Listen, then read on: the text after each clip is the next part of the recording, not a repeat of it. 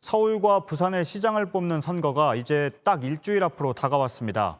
서울을 보면 지금 시점에선 국민의힘의 오세훈 후보가 더불어민주당의 박영선 후보를 20%포인트 넘게 앞서고 있다는 여론조사 결과도 나왔습니다. 당선 가능성을 물었더니 두 후보의 격차는 더 크게 벌어졌습니다. 민주당은 민심이 나빠진 가장 큰 이유로 꼽히는 부동산 문제와 관련해 정부와 여당의 잘못이 크다며 대국민 사과를 했습니다. 먼저 이희정 기자입니다. 국민 여러분께 간절한 사죄의 말씀을 드리고자 이 자리에 섰습니다. 민주당 이낙연 선거대책위원장이 고개를 숙였습니다. 사죄회견을 자청해 부동산 가격 폭등과 LH 사태 등에 대한 반성을 쏟아냈습니다. 정부 여당은 주거의 현실을 제대로 보지 못했고 정책을 세밀히 만들지 못했습니다. 무한 책임을 느끼며 사죄드립니다.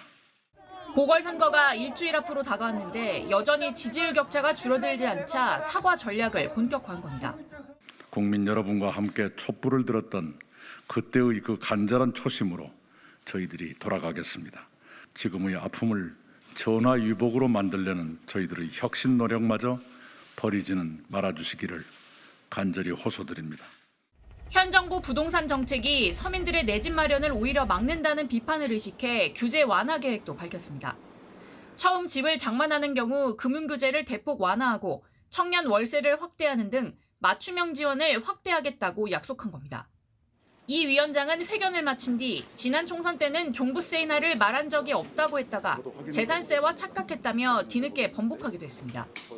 이와 함께 민주당 지도부는 남은 선거 기간 동안 네거티브 선거운동은 줄이고 정책 선거에 집중한다는 방침도 밝혔습니다.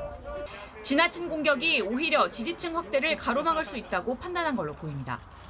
다만 부산을 찾은 당 지도부는 다시 한번 야당 후보들을 공격하면서 바닥 민심은 바뀌고 있다고 주장하기도 했습니다. 계속된 거짓말과 끝없이 터져나오는 의혹으로 인해 바닥 민심이 바뀌고 있습니다. 이명박 박근혜 시절로 되돌아갈 수 없다는 민심이 표출되기 시작했습니다. JTBC 이희정입니다.